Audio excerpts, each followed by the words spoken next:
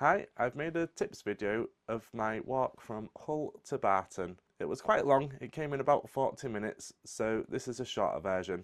If you do want to watch a longer video, the link is in the description.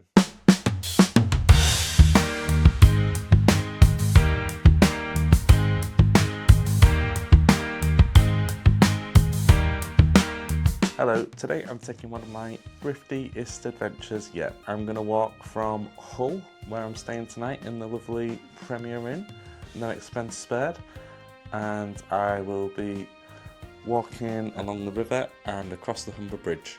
You can just about see the river above all the buildings there, and long into the distance, I'm not sure how clear it will come out on the camera, is the Humber Bridge. And yep, on the other side of that Humber Bridge is Barton. It's an 8-mile walk, it should take about 3 hours, and Google Maps is sending me along this way. It doesn't seem to come up with the river route, which is the one I'm going to take. So technically off the beaten track, but hopefully be safe enough and not too muddy with it being the end of February. And here we go, leaving the hotel. So still about 8 miles to go. And right by the hotel where I've been staying is the Deep. We're just going across this, still feels quite new to me, bridge, but it has been here a good while now, I suppose. Oh, sorry. Taking us through Humber Street, and we're just walking onto the Marina now, and I'm just gonna see if we can get over this walkway here.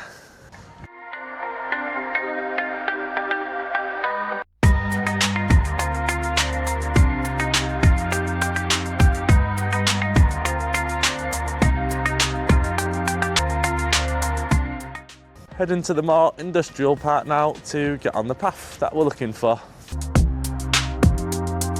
So we're just getting on the main route by walking up Wellington Street West, starting this walk, what I'd call the beginning, and this entrance on Wellington Street. And here we go, onto the main path, up through this little dock. We'll be going up some steps in a moment. You kind of do get that strange feeling when you are walking through this bit that you shouldn't be here, but it is a public walkway and it is all like marked that you can walk here. It just does seem a bit creepy, I suppose, because there's not really usually anyone around. And there's the Deep where we started at, and yep, there is quite a few steps to get up coming this way, just to make you aware. This is one of the highlights for me. I do love walking up here and getting a great view. See Humber Bridge in the distance there, and my destination on the other side of the river, Barton. Down the steps now and continuing the path. This is what I'd call the easy bit. Nice, lovely concrete path. If you use your Google Maps on this walk, you'll find it keeps trying to push you into the paths more inland, but you can stay on this path all the way down the front. It just doesn't seem to pick it up very well. So we might even beat our target time because it keeps trying to send us that way. And we're just approaching St Andrew's Quay now. There's a lot of derelict buildings around here, but it's one of the reasons I'd maybe recommend doing this walk with a bit of company. I'm going to risk it though. Actually, maybe this is one of the reasons this path isn't on the Google Maps. Maybe you're not supposed to go this way. It does actually look like it's tried to be fenced off, but looks like you can get through, so I'm going to go for it. But there is a way through St Andrew's Quay just behind me if you want to stay a bit safer. Yep, walking past this building, you feel like almost anything or anyone could jump out at you. Just walked past a nice fisherman there, maybe potentially a homeless person. Both very polite, said good morning. I'd definitely just keep your wits around you in this area if I was you. We're just going to nip into McDonald's there and grab something. So back on with the walk, and we're just coming out of the St Andrew's Quay part now, so it's probably about to get a bit more rough and ready on the path. If you're not fancying the rough path ahead, where I was at McDonald's is probably the best point to divert yourself onto Hessel Road, and you can do basically the same path going that way, just not alongside the river.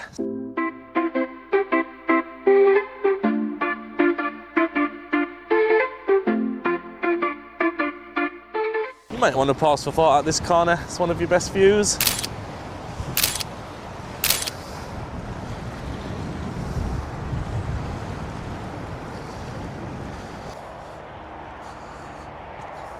So we're a bit more out of the wind now we've come inland slightly, but we are about to be walking right alongside the A63 for a few minutes. If you happen to be doing this walk with a companion, try not to save any important conversations for this bit. You're probably not going to be able to hear each other. We've just got really close to the road bit now. Might be good just to have your wits about you just in case. Definitely say this is the boring bit.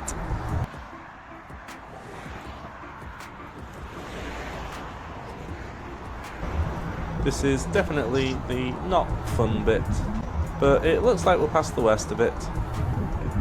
It looks like we're finally coming away from the road a bit now. I'd imagine this is probably around the halfway point from where I started. Not been too many hazards as of yet. The bridge is starting to look that little bit bigger. This is the branching off bit I mentioned. You can actually go up the steps here, and it's a lot easier walk, I guess, alongside the road that goes into Hessel foreshore there. Yep, I'm going to skip that. We're going to go straight down here, and you can see the road I was talking about. There is a path alongside that the steps would have led to. Would have been a bit more straightforward. There is the odd bit like this, and yes, this is what I was hoping to see. In retrospect, I probably would have took those stairs earlier. I'd probably recommend doing it that way. It would save a little bit of time, and you don't see much going the other way that you've not seen already. And we'll follow on to that trail there. And it's a bit more civilization as you get to this point. A lot of the locals out walking the dogs, playing on the beach, etc. And you can see at the end of the path there, the Hessel foreshore car park. It might be relevant to know there are toilets there, just near this big windmill. And then, yeah, to continue the walk, you want to head through this tunnel, past the windmill. Starting to feel a bit happier now, as I know we can be back in Barton, probably within half an hour, 45 minutes. Got through all those muddy paths. This one looks like it's the one that's going to give me the most trouble. Straight from that tunnel, you come to the steps I've been talking about. We need to go up there to get on the bridge. Yes, these are very chunky steps. And at the top of the steps, you want to be heading straight up. Going right just leads to a dead end. We want to complete this journey, so we're going to head up these stairs and get on the bridge. Like I say, Humber Bridge is about a mile long, so we're looking at about a mile from here to Barton. There's the windmill. We was just down there a few minutes ago, and we can see as these metal wires come down to the bottom here that we're pretty much halfway across the bridge.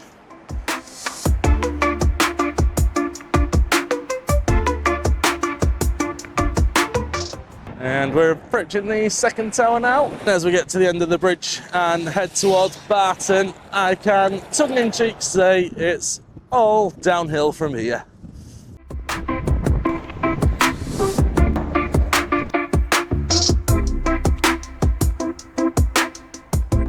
And here we are in Barton.